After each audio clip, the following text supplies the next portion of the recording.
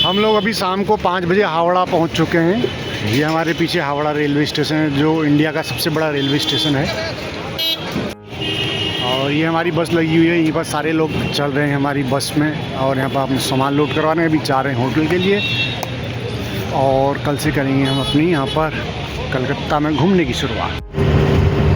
और ये पहुँचे हम अपने होटल में। होटल काफ़ी साफ़ सुथरा, और हम अभी करेंगे सोने की तैयारी, क्योंकि हमने कल सुबह निकलना है अर्ली मॉर्निंग गंगा सागर के लिए। 5 बजे सुबह हमने निकलना है, तभी हम वापसी में शाम को 7-8 बजे तक वापस पहुंच पाएंगे। तो चलिए आज का विश्राम, मिलते हैं कल सुबह। और अगली सुबह 5 बजे हम निकले गंगा सागर धाम के लिए। 5 बजे हम सुबह बस से निकले और करीब कलकत्ता से 100 किलोमीटर की दूरी हमने बस द्वारा तय की। और बस लगी फिर हमारा बस अड्डे पे। उसके बाद हमें आधा किलोमीटर की दूरी तय करनी पड़ी पैदल चलकर। और देखिए कितनी भीड़ है यहाँ पर, हर समय यहाँ पर भीड़ ही रहती है, क्योंकि स्टीमर में जा रहे हैं हम लोग। स्टीमर में करीब 400-500 लोग जाते हैं। और देखिए इस तरह से लोग बाइक भी स्टीमर से ही ले जाते हैं, क्योंकि ये जो हम जा रहे हैं गंगा सागर में जाने के लिए, हमें समुद्र को पार करना पड़ता है। तो समुद्र को पार करने के लिए स्टीमर है। देखिए 400-500 लोग इस स्टीमर में आते हैं। और सामान भी, बड़ी गाड़ियाँ और ट्रक, वो भी स्टीमर से ही आते हैं, लेकिन वो अपना मालवाहक स्टीमर होते हैं। तो ये करीब आधे घंटे की हमारी जर्नी रहने वाली है। ये स्टीमर हमको दूसरे छोर पे ले जाता है, जहाँ पर गंगा सागर धाम के लिए फिर हमें वहाँ से छोटी गाड़ियाँ करनी रहती है। तो हमारा यहाँ पर ग्रुप काफ़ी बड़ा था, तो उस ग्रुप के हिसाब से हमने सारे टिकट्स हमने पहले ही ले लिए। तो टिकट हमने लेने के बाद स्टीमर में लोग बाग बैठ चुके हैं। और ये देखिए, ये है वो मालवाहक स्टीमर, जिसमें बड़ी गाड़ियाँ और साजो सामान जाता है, आर पार होता है। और जैसा भीड़ होती है, तो भीड़ के हिसाब से 10 या 20 मिनट में स्टीमर मिल ही जाता है। थोड़ी बहुत लाइन लगानी पड़ती है, बट 5-10 मिनट में स्टीमर मिल जाता है। और जैसे ही स्टीमर चलता है, हवा का तेज झोंका और नदी का शांत पानी पूरा माहौल बढ़िया बना देता है। तो दोस्तों देखिए, ये नज़ारा, एक तरफ समुद्र जैसा चौड़ा नदी का फैलाव और दूसरी तरफ है लोगों का उत्साह। गंगा सागर आने का तो मज़ा ही कुछ और है। कहते हैं कि सारी यात्राएं बार बार, सारे तीर्थ बार बार, और गंगा सागर एक बार। ऐसा इसलिए भी कहा जाता था क्योंकि पुराने टाइम पे यहाँ पर आना बहुत मुश्किल हुआ करता था। अब तो गाड़ी, फेरी बोट, ये सारी चीज़ें, बहुत सारे साधन हो चुके हैं वहाँ पर तक पहुँचने के लिए। लेकिन पहले के ज़माने में ऐसा नहीं था, बहुत सारी कठिन यात्रा करनी पड़ती थी यहाँ पर आने के लिए। तो इसलिए कहा जाता है कि गंगा सागर एक बार और सारे तीर्थ बार बार। और लोगों का उत्साह तो यहाँ पर देखिए देखते ही बनता है। और देखिए ये समुद्र के बीचों बीच खड़ा बिजली का टावर। और हम पहुँच चुके हैं गंगा सागर के दूसरे छोर पे।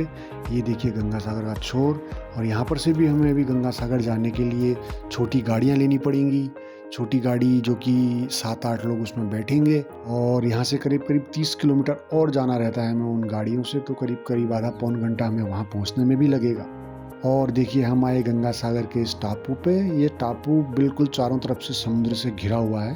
और जैसा कि हम लोग सभी जानते हैं कि कलकत्ता में तो मछली का अपना ही भैया स्वाद है।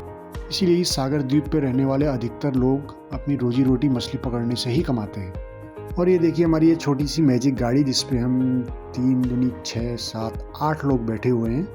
इसी तरीके से हमारी और गाड़ियाँ भी हैं, जिसमें कि आगे पीछे चल रहे हैं हम लोग। 5-6 गाड़ियाँ हमने करी हुई हैं। यहाँ के पुरुष लोग समुद्र में नाव लेकर मछली पकड़ने जाते हैं, और महिलाएं मछली साफ करके बाजार में बेचने का काम करती हैं। समुद्र के इतने निकट होने के कारण यहाँ की सबसे बड़ी अर्थव्यवस्था ही यही है। और अगर खेती की बात करें तो यहाँ की मिट्टी थोड़ा खारी होती है, लेकिन फिर भी लोग खेती करते ही हैं। और जैसा कि हमने यहाँ पर देखा, यहाँ पर ज़्यादातर धान, नारियल, सब्जियाँ, खजूर, इसी तरीके के पेड़ दिख रहे हैं। देखिए हमें रोड के आइट साइड किनारों में बड़े खजूर के पेड़। और मकर संक्रांति के मौके पर तो यहाँ पर बहुत ही बड़ा मेला लगता है, बहुत ही बड़ा, जो विश्व प्रसिद्ध मेला लगता है यहाँ पर। इसीलिए देखिए यहाँ की रोडें भी इतनी बढ़िया चकाचक रोडें बनाई गई हैं, क्योंकि यहाँ की जो अर्थव्यवस्था है वो या तो पर्यटन पर निर्भर है या यहाँ की मछलियों पर। और यहाँ पर लोगों ने देखिए छोटे छोटे होटल, लॉज, चाय नाश्ते की दुकानें, पूजा सामग्री की दुकानें, ये भी खोले हुए हैं, क्योंकि यहाँ पर ये पर्यटन पे ही आधारित है और ये कमाई का इनका सबसे बड़ा जरिया भी है। और गाड़ी वालों ने हमें इस पॉइंट पे ड्रॉप किया, जहाँ पर कि बहुत सारे खाने के होटल भी हैं, शुद्ध शाकाहारी होटल हैं। पहले हम लोग गंगा स्नान करेंगे, पूजा पाठ करेंगे, और उसके बाद हम लोग इन होटल्स में खाना खाने आएंगे। पूरा ग्रुप हमारा आ चुका है यहाँ पर। गंगा सागर से भी लोग पहुँच चुके हैं।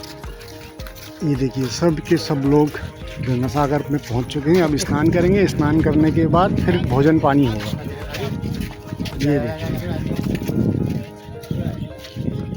ये और ये देखिए हम पहुंच चुके हैं गंगा सागर के तट पे, जहां पर गंगोत्री से स्टार्ट होकर हमारी गंगा नदी यहाँ समुद्र में विलय हो जाती है। और इस धाम का बहुत बहुत बड़ा महत्व है, गंगा सागर धाम का।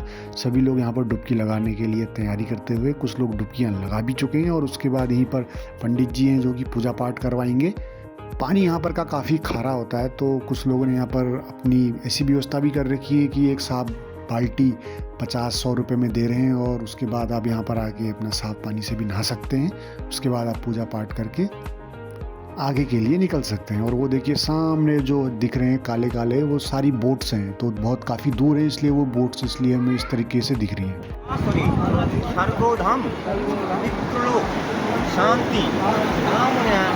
और यहाँ पर गंगा स्नान करने के बाद हम लोगों ने पूजा आरती करी और उसके बाद फिर हम गए कपिल मुनि जी के आश्रम की ओर, जो कि पैदल चलते हुए 1-8 किलोमीटर का डिस्टेंस रहता है।